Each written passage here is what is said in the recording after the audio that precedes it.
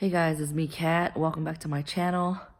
As promised, I really wanted to tell you a segment about my pregnancy history. So I'm going to start telling you first, and then I'm going to hand it off to Don because he tells the other story really well. As you know, I kind of just don't have like a really good pregnancy. Like all Carter and Levi have really bad nausea problems. And after I gave birth to Carter, I had a really bad recovery. 10 days later, 10 days later, I hemorrhaged. And it was a rare case because they said that one, either your placenta was retained and not fully taken out, or two, your uterus wasn't contracting, and that was the case with me. So when I hemorrhaged, it's really nasty. I mean, like the blood clots, they said that it's normal to be a golf ball size, but mine was like big as a brain, maybe even bigger, like big as my face. And it just kept coming out. I kept bleeding, it would not stop. So when I called, she said, just be light on your feet, lay down, and if you're still bleeding within an hour, then check yourself into the ER. We're so tired, me and Don, with the newborn, like Carter being newborn, only 10 days old. We were so tired that I had fallen asleep.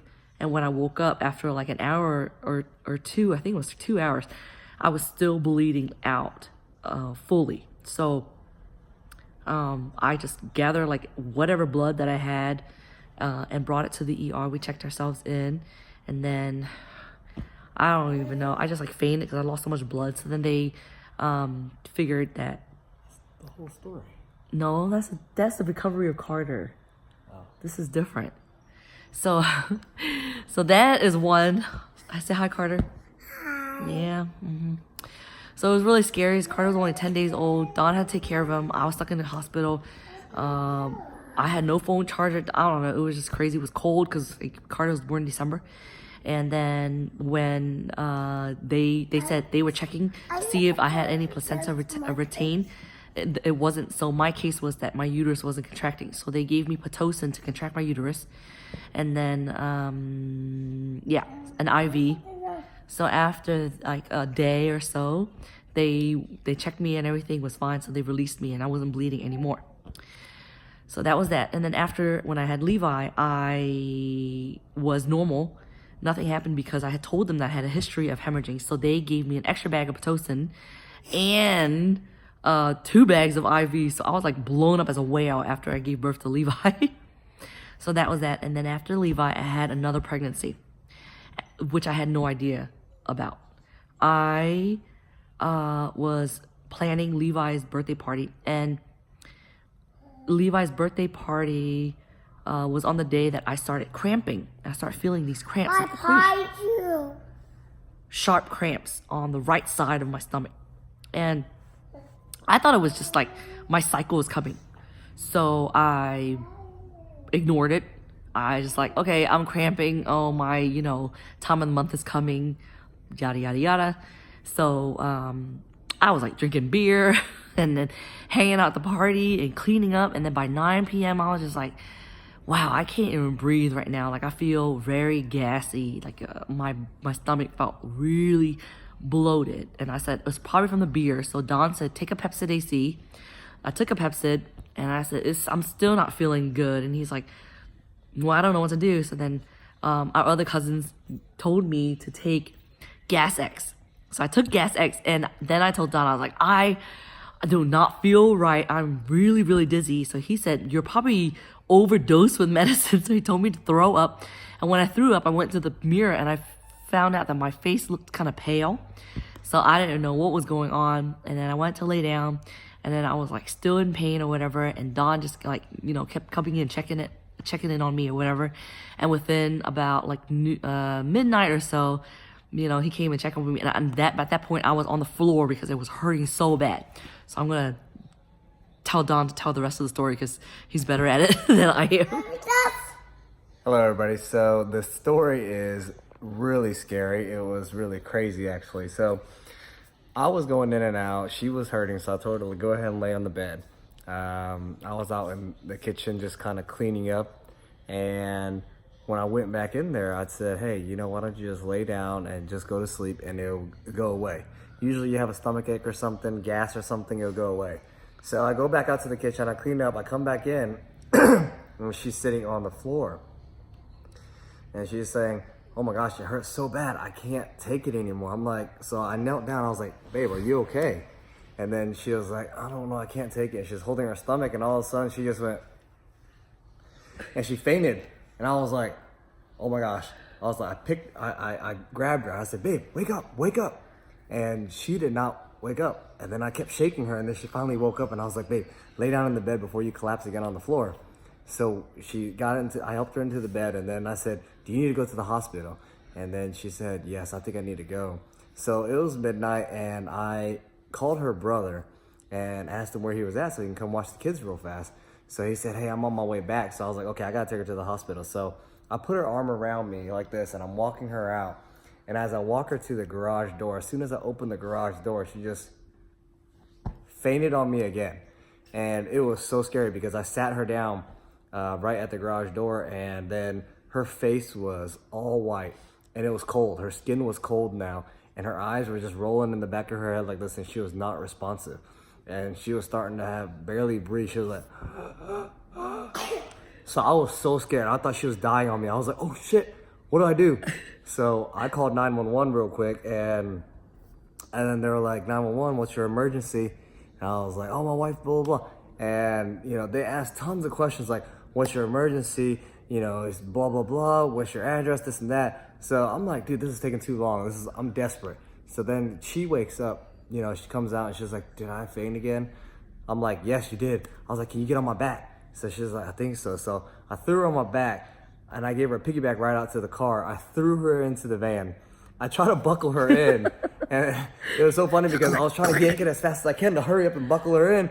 But when you yank it too fast, it gets stuck. So I was like, and it was like stuck 2-3 times. I was like, oh, and I was pretty pissed off. And then I finally got it buckled in, and I pull out the driveway. I'm peeling out in a minivan right now. Swaggin' wagon. Yeah, so as we're going, I roll down the window, and I'm shaking her. I'm like, don't go to sleep on me. Don't go to sleep, because I didn't want her to pass out and fall asleep and maybe go into a coma or something. You know, I don't know. That's what I was thinking in my head. I was so afraid, you know, I was just shaking. And then I got to the hospital. I parked at the emergency, and I ran in, and they just looked at me. I'm like, okay. So I grabbed my own wheelchair, and I wheeled it out to her. And then I try to get her out of the car, and then finally somebody comes and helps me. They come out, they help me get her into the chair, and they bring her in, they put a cuff on her. They're like, okay, her oxygen level's too low, and her blood pressure's too low.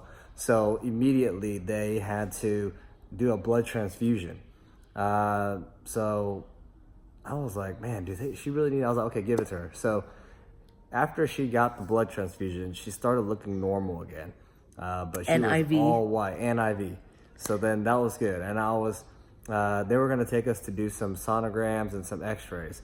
So I was hoping maybe that she was just, you know, they suspected that we could be pregnant. We had no idea because we hadn't been trying. And so I was hoping in my head, I was like, please just let it be gas, and, you know, he's gonna come in and say you're pregnant, blah, blah, blah. So he comes in and says, hey, you guys are pregnant or were pregnant, and you guys lost the baby. So it was an ectopic pregnancy, meaning the embryo implanted into the fallopian tube, and I was 5 weeks pregnant, didn't know, and then that was when the embryo like grew and it ruptured the fallopian tube. So that's when he said, you know, you need to do an emergency operation, and we need to send you to the nearest on-call OBGYN, which was about 15 minutes away. So by this time, she had already lost 1 gallon of blood inside of her inside. It was internally so it's not bleeding. leaking out, it's internal bleeding. So her body cavity was just filled with blood, 1 gallon of it, and it was pressing the organs together, which was causing all that pain. So we immediately went to another hospital. They transferred us. Well, before we left, the ER doctor said, I'm so glad that you came in tonight, because had you waited till tomorrow, you wouldn't have made it. And then once she got the surgery, she was okay again. And we were in the hospital for 3 days. But the good thing was, it was a sad thing, but it was also a good thing, because had she had just laid in the bed, because she was laying in the bed texting the first time I came in. If she would have just fainted in the bed, I would have thought that she fell asleep, and I would have just came in there and turned off the lights and laid next to her, and in a couple hours, she would have been gone, done. And I would have woke up to a cold body. Or if she was at home while I was at work, you know, she could have just fainted on the floor, and Levi would just be crawling around her not knowing anything.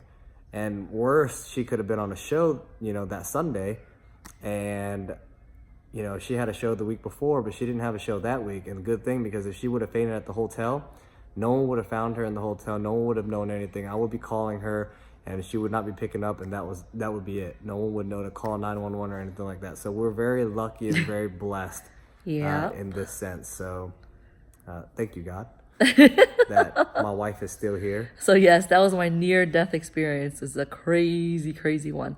So we are really fortunate and blessed that we're actually pregnant this time around. So we weren't really trying, but we weren't like not trying. So if we were blessed to have another baby, then that would be great. So, you know, I'm proud to say 29 weeks going strong. The baby is really healthy, and so am I. So I'm just like glad that I'm alive, so I could be with this and that little one over there. Thing one and thing two. So that's my story, guys. And if you're pregnant and you ever feel any type of whatever, just, you know, check with yourself and make sure that everything's okay. And, you know, don't try to like take in pain or try to sleep it off, because your body knows exactly what it needs. But we didn't know you were pregnant. Yeah, we really had no idea. I mean, I was regularly having a spotting and stuff, just like a regular period. So I didn't know. I had no idea that I was pregnant. So that's why that was pretty scary. 5 weeks pregnant. It blew up, ruptured. I had they took pictures and everything, and they showed me. They said that you are very lucky, because that's the #1 death of pregnant women. Ectopic rupture. Thank you, Lord. All right, guys, I hope you guys enjoyed the story as much as we enjoyed telling it. Hey guys, so I wanted to add that when I was leaving the ER, I asked if I can have some painkillers, and he said no, because if I give you any painkillers, I'm so sorry, I'm not an evil guy, but I cannot give you any painkillers because it will thin out your blood and you will bleed even more. So that was also very torturous. It hurt so bad if you're internally bleeding. And then when they performed the surgery, so obviously the fallopian tube that had the embryo or the rupture, they had to remove it. So basically I'm pregnant now with just one fallopian tube. So yeah, Dawn and I are very fortunate, but also everybody who sees me now, they always say every single time we see you, you're pregnant. So I tell them to bird box Dawn, because one look from him and bam, I'm pregnant.